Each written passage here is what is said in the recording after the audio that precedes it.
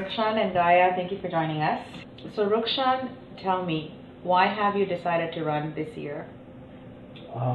It's the passion. I have a lot of passion for education. I've been working with some kids and the parents for the number of years, and this time around, it's the passion that I have for the education just have driven me to put myself into the hat, and that's what it is.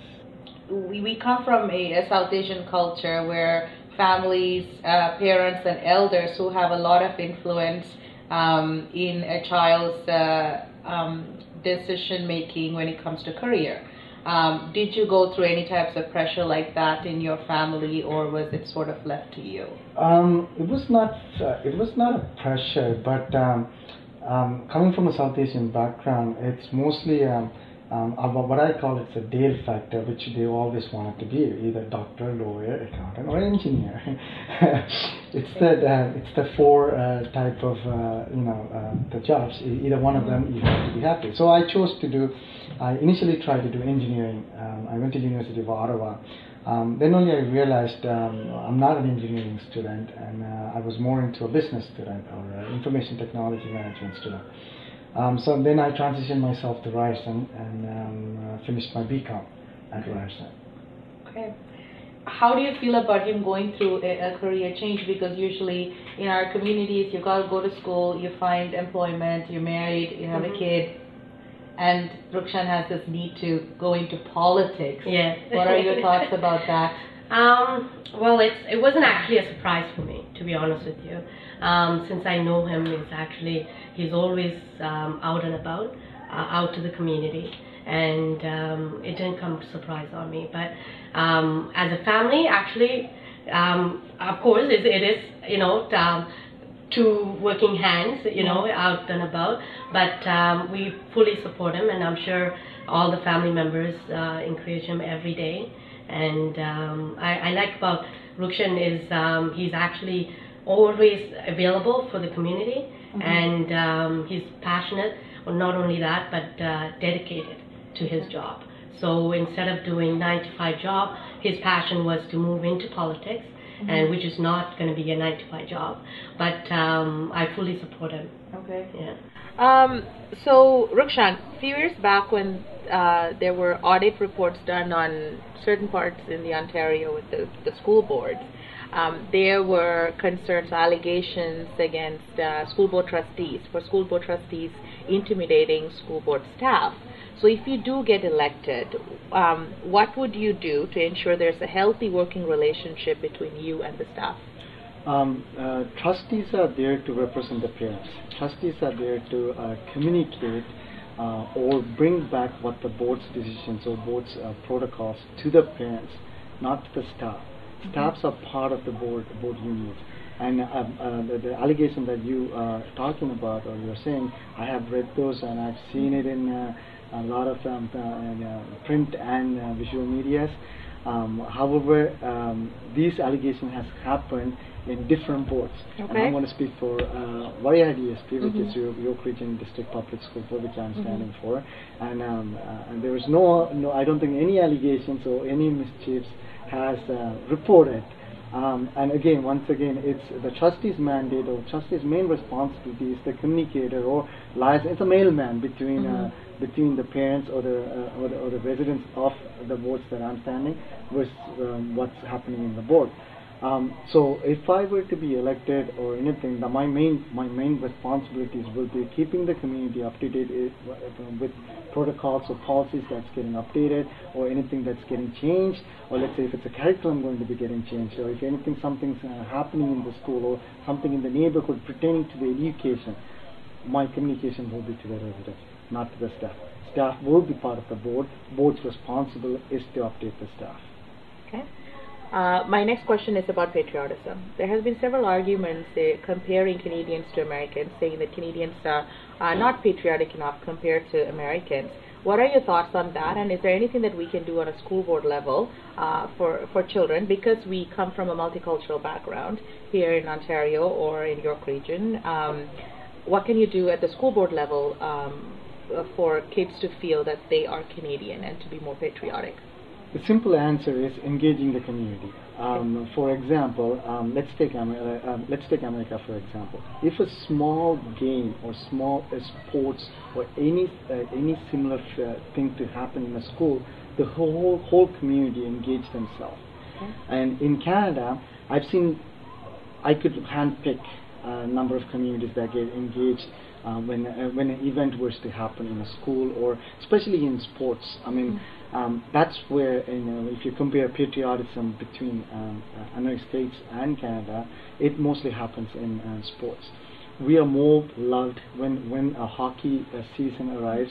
We are more loved. We are more into TVs, or we are more into going out to the game and watching junior hockey or anything. But is it the same for the other type of sports or other types of events that happens in the elementary age, or in a high school level? That's where the engagement that has to happen, and that starts from the community. Not only the community, it starts from the trustees as well. I mean, trustees do have to engage this with the community, partner up with the community. Partnership has to happen with the community as well as in the board level, to bring them together, create an event, or there are a lot of events that happens in schools. But it happens with students, it happens with the staff. That's it.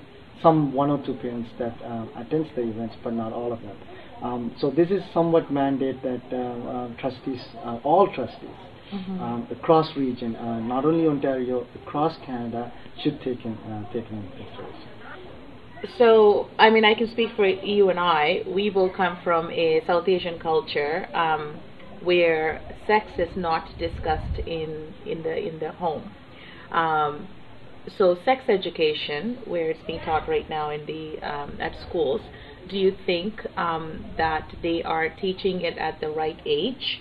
And what about and how do you feel about the communities that they feel like maybe it's being introduced too early?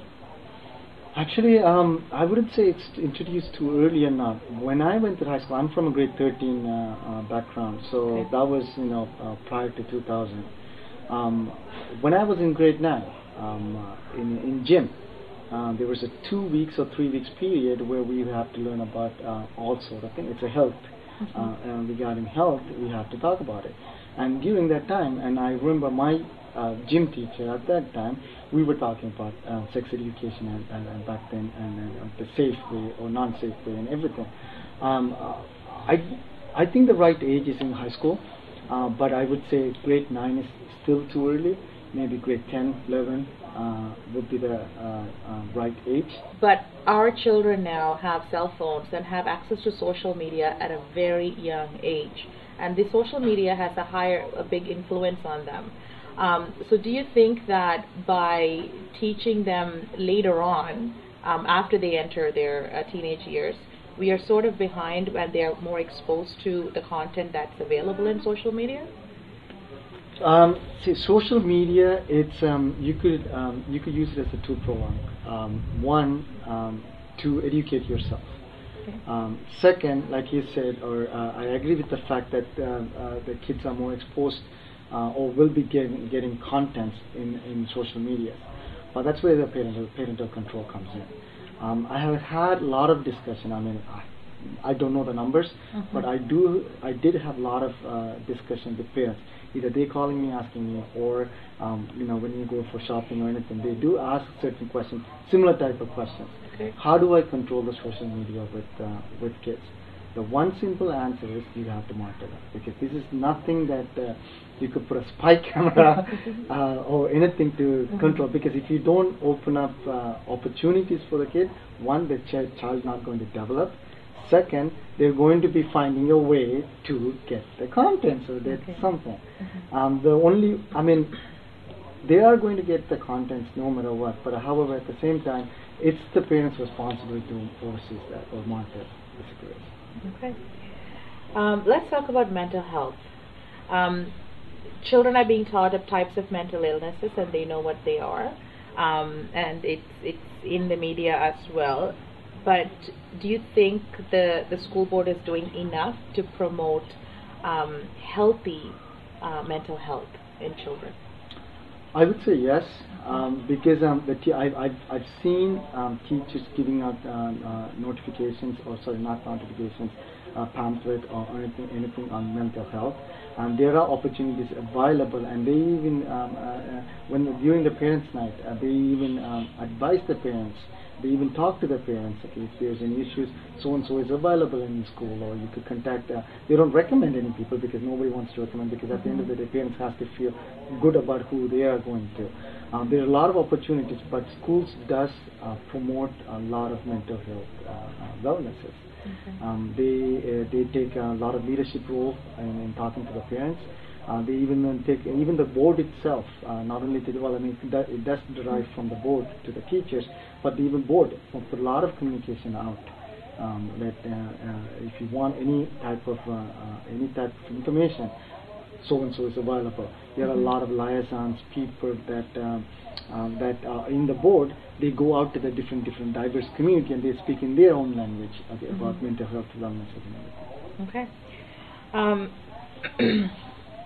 You and I come from the Canadian Tamil community. Say you're in a riding and you're voting, and there is a Canadian Tamil who's running, and there's a non-Canadian Tamil who's running. Who would you vote for? Well, that's you're putting me on the spot. For the right candidate. If the individual has the right credibility, if an individual who possesses leadership and care about it, especially if it's in education, you want somebody who cares about education, who wants somebody who's passionate about education, somebody who can, because at the end of the day, education is the one that shapes up the whole community. Or rise upwards to mobility towards the younger generation. So if the candidate, any candidate, it's for the people, any candidate who are there right for the education, and will vote for. But coming from a Tamil community, and if a Tamil person running for it, yes, my consideration will be first going towards the right candidate. Me being involved in education, I would even approach that person to say few things about it, but have communication about it, and see how that goes. Yes. Okay. So Rukshan, thank you very much for your time. Thank you. Thank you for having me. No worries, and we wish you all the best. And thanks again.